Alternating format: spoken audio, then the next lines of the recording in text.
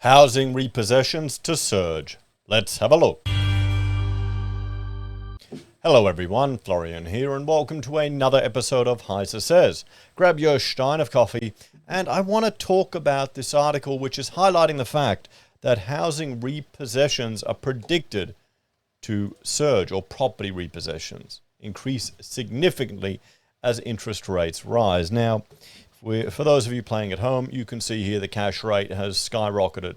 This has been a delta change that none of us have experienced, or many of us have not experienced in living memory. There's a whole generation in the workforce that haven't gone through a recession. We can't really count that last recession as a recession, can we? So this article, I think, is interesting. Before we go through it, I just want to highlight a few things. Remember, yesterday we looked at this one about struggling homeowners paying their mortgage in Sydney, and now there's another one about Melbourne. So they're pulling these all out, and you can see, it's going from 0.63% of home loans are 30 days overdue to 0.66% are 30 days overdue. And I just want to remind everyone, when we're looking at these articles, 5 reasons why I don't think we're going to get a huge housing correction. Okay, because the media loves predicting it, loves talking about it, and, well, it's a big part of my channel. We're looking at property here. And, well, remember the IMF, a lot of, they put a paper out, and that really juiced up the media about it. Housing market stability and affordability in the Asia Pacific. So we've got housing affordability, it's a challenge. The debt servicing to total income, they're saying if it's over 40%, then, well, you're doing pretty badly, because that's what it's about. It's about interest rates. It's about the unemployment rates. It's about really the ability of people to service their debts. Now we're seeing article after article from the ABC where it's sob stories. And I tend to think we're going to see some people get burned. Some people have FOMO'd in, they've borrowed too much. But I think a lot of people are going to fight to own a house. They're going to fight to stay in a house. A lot of Australians are going to, well, toughen up, at least I hope. So, and what I want to look at are these 5 reasons. One is there are fewer bad loans, non-performing loans. It's gone down from the peak, 38% reduction. It's still a tiny fraction of the total number of loans. It's going down. You can see here, 30 to 89 days past due. They're tracking down. So while they're saying the tiny fraction is increasing, at least from the peak, it's significantly lower. So it was 7.1 billion past due in September 22. Well, it's down 14.9 billion from the peak. You've got outstanding credit. It's also going down, guys. Investment loans, past due. Hang on, what did I have here? Okay, you've got 2,012 billion in total credit outstanding. The 13.8 billion in non-performing loans is only 0.69% of the total credit. The 7.1 billion in past due loans is 0.35% of the credit. So these are not big numbers, everyone. They're not big numbers that we're seeing here. And now, well, we've got Labor. They're opening the floodgates. Migrants and students are returning. Look at it. It's returning to normal. It's returning to normal, guys. So that big correction we saw in rents and in apartment prices, it's rebounding back. And, well, there you go, guys. You've got China, Australians returning, people from Nepal, and the Philippines and India are coming here. You can see right here, guys, the total number of visas. The construction apocalypse. This is what I'm really concerned about, is because we've got, well, many firms have just gone under. A lot of home builders couldn't. They were robbing Peter to pay Paul. They were hoping this next project would get them through this one they've done. They're making a loss. Maybe they're taking their own money out of their mortgage, their house. They're chucking it to keep their business going. It probably would have been dead once they started trading insolvent when the government changed the rules. But they just kicked the can down the road. It's kind of a sad story, guys. I know some people will be saying, oh, these rich builders. I mean, during good times, you can do real well as a builder, but this has been a profitless boom. Okay? It's been a profitless boom. And we can see here construction companies entering external administration and controller appointments. It's bounced right back up. Now, well, government support, market intervention and economic stimulus, it's just It's how we do things in Australia. We don't have a free market, particularly with housing.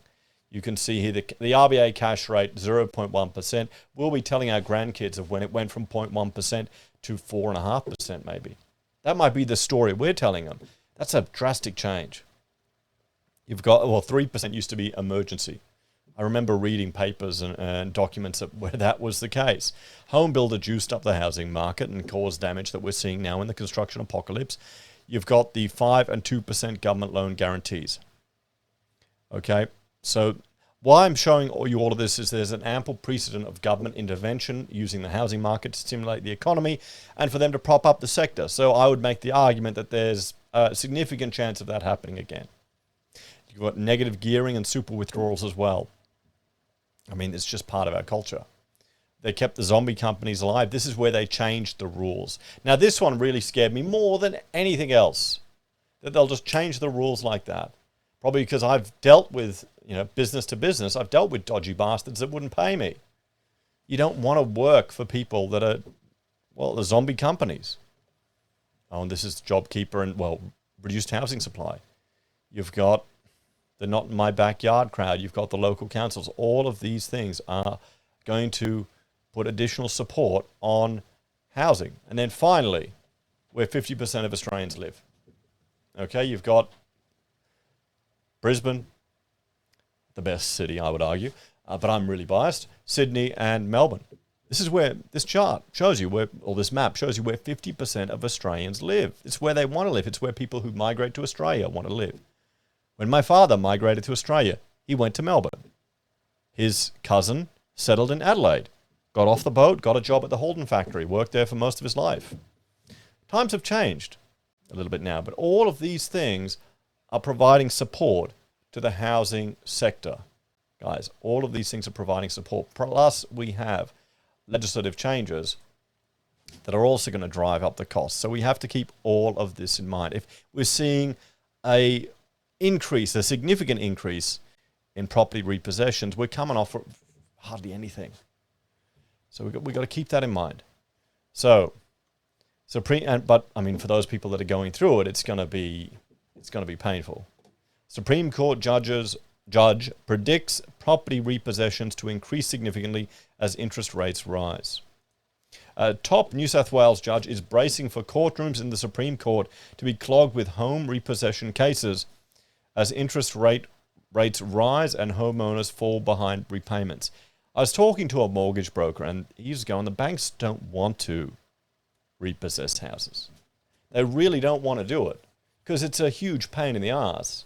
So if they can find a way to keep kicking the can down the road, and we're not like America, we don't have the jingle mail. You can't put your keys in the envelope and say, not my problem anymore. That debt sticks with you.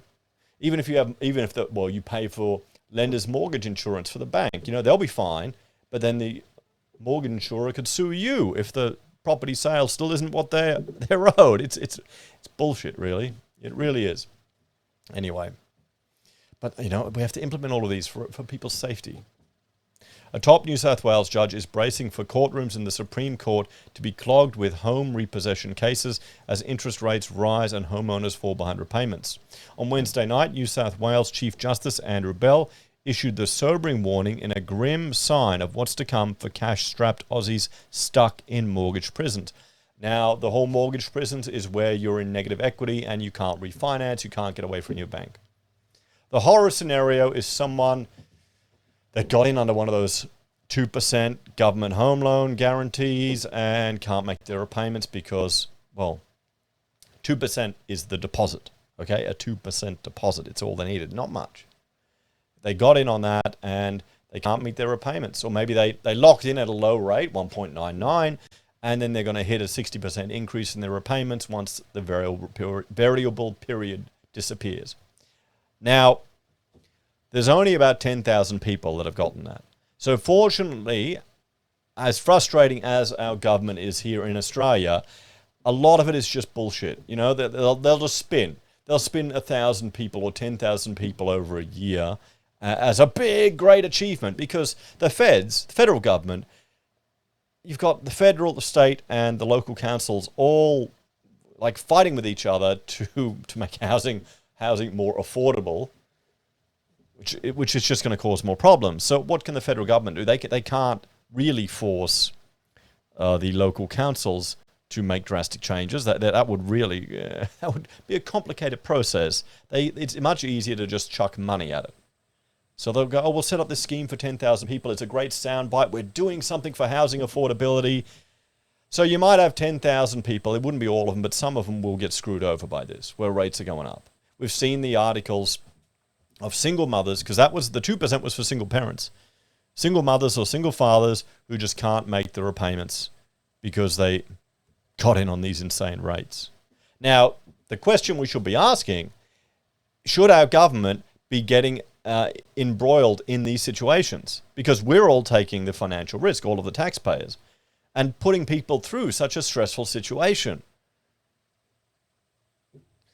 But people don't think like that. You talk like that, and they go, oh, you're boo-hooing affordable housing. We need more social housing. We need more government handouts. When some people are going to get screwed over. The question should be, should the government be involved in it? So we've got to keep that in mind. We've got to keep this in context, the actual numbers that we're looking at. Speaking at a Law Society New South Wales dinner, Justice Bell said, the workload for fellow lawyers was set to increase to a significant extent because repossession claims are set to explode. See, the lawyers will always make the money.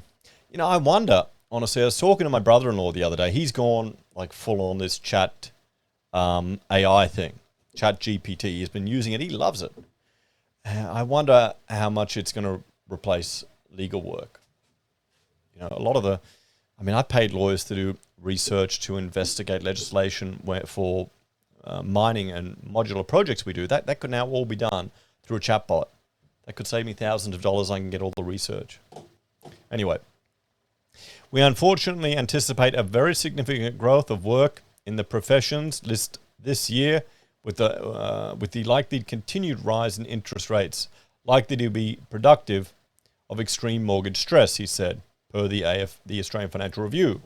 The stark prediction comes just days before the Reserve Bank of Australia's first meeting for the year, where they will announce if the cash rate will increase yet again, setting the tone for the rest of 2023.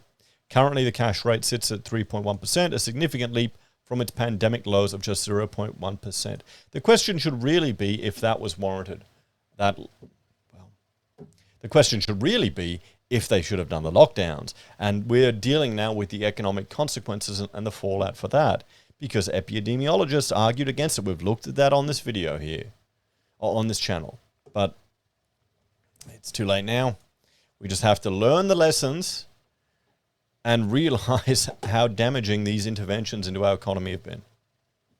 Just a few days before Justice Bell aired his concerns, new research also found that things could be going to get worse, not better, for mortgage holders struggling amid the cost of living crisis. Based on historical interest rates in the past 33 years, the average rate has been 4.6%, which is 1.5% higher than the current cash rate of 3.1%, the CanStar research found. Yeah, I mean, this is just based on averages. So that's where they're arguing for another 6 interest rate hikes. And I mean, it makes sense hitting the average again, doesn't it? It's going to suck for some people, but I don't know. I still think of those articles we're reading about people bitching and moaning about having to get a budget, you know? It's just growing up, isn't it? We've just had it so good, so some people are just going to have to grow up. This could signal more rate pain on the way, with the equivalent of 6 more 0.25% rate rises, meaning mortgage holders would be slugged with an extra $500 a month on $500,000 a year. This would mean a total of 1,386 added to repayments since April 2022. Those homeowners with a $750,000 loan would see $2,080 added to repayments after rates rose 8 consecutive times, alongside another 6 more hikes on top. For a $1 million loan, this would add up to $2,773 extra in repayments if interest rates were to reach 4.6%. I mean, yeah, we're going to see increases in repayments. We've been following it here on the channel. I wouldn't be shocked if we see a 40 basis point hike like the CBA are predicting. Just rounded out to 3.5% and probably a pause then. I'd honestly prefer that. I'd honestly prefer a big, hard shock to the economy, not all this fiddling around stuff. Don't have to update my chart as much. Chief economist of Deutsche Bank, Phil O'Donoghue, also echoed those concerns on Tuesday, forecasting that Australia's central bank will likely hike up interest rates in February, March, May and August to a peak of 4.1%. If he's correct, that means Australians will have to endure a massive increase in the next 8 months. Originally, Deutsche Bank forecast was much more optimistic, but the latest inflation report scuppered any hope of interest rate rises starting to fizzle out for 2023. The ABS found that the annual rate of inflation was 7.8%, marking the highest yearly increase since 1990 and was higher than expected. So there you go, everyone. Some concerns over these repossessions. But as I said, guys, we've got to remember. Oh no, business comment. That's got to update that chart. Hang on, I'm going to property.